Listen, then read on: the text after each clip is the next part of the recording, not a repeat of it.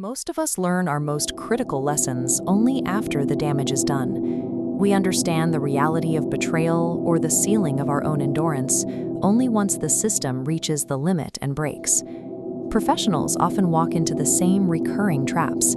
They grant trust to peers who are looking for an exit strategy. They defer their goals to a future that never arrives. And they allow the weight of a past mistake to dictate their next 10 years. Centuries ago, the strategist Chanakya documented these behavioral loops. He didn't just observe them, he engineered a framework to bypass them, providing a shortcut for those who value their time. Wisdom is usually bought with personal suffering, but it can be acquired for free by observing the wreckage left by others. When you study historical missteps, you remove the need to experience the pain yourself. Chanakya identified 6 specific areas where early mastery prevents later collapse. Adopting these principles builds an internal structure capable of absorbing the shocks that ruin most careers. Professional environments are rarely as stable as they seem. Most people operate on a baseline of high trust, assuming that everyone in their network shares their goals. Chanakya illustrated the danger of this assumption through a specific parable. A fox falls into a deep well. When a goat wanders by, the fox claims the water below is the sweetest in the world. The moment the goat jumps in, the fox uses the goat's horns as a ladder to escape, leaving his partner at the bottom. Contrast this with the story of the lion and the mouse. When the lion is trapped in a hunter's net, the larger animals who benefited from his power vanish. Only the tiny mouse remains, spending hours gnawing through the ropes until the lion is free. In a modern office, the principle holds. You find out who is actually in your corner when the budget is slashed or the project fails. Promotions reveal your admirers. Crises reveal your allies. Most networks have a wide outer ring of loose connections, people you know but can't count on. Under pressure, a real crisis washes away these superficial nodes. What remains are the few individuals whose actions align with their words. This suggests a shift in how you manage your circle. Stop granting full trust by default.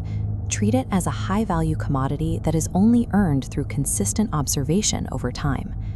Curating a small, tested inner circle is the only practical way to avoid the professional and emotional fallout of misplaced loyalty. Career stagnation often begins with the habit of deferring progress. We tell ourselves we'll start the hard work tomorrow, treating time as if it were an infinite resource. When an old man was asked about his deepest regret, he pointed to the years he spent waiting for a better time to act. He realized too late that the time he wasted preparing to start was the only time he actually had. This difference in mindset is visible in how we allocate resources. One person spends their surplus on status symbols, clothes or cars that lose value the moment they are used. Another invests that same surplus into a specialized course or a deeper education. This chart tracks these choices. The red line represents physical assets, whose value declines almost immediately, flatlining toward zero.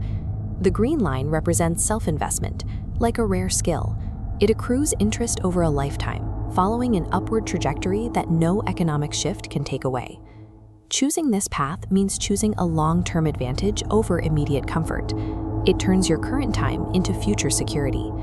To make this a reality, block out 30 minutes every day that cannot be touched. Use it for a single purpose: skill acquisition or improving your physical baseline. Consistent self-investment ensures that your value in the marketplace remains high, regardless of your current company's performance or the state of the economy. Mid-career professionals often struggle with 2 specific drains: the exhaustion of trying to please everyone and the paralysis of overthinking past failures.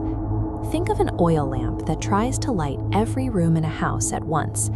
If it burns through its oil without a refill, the flame dies, leaving every room dark and the lamp itself useless.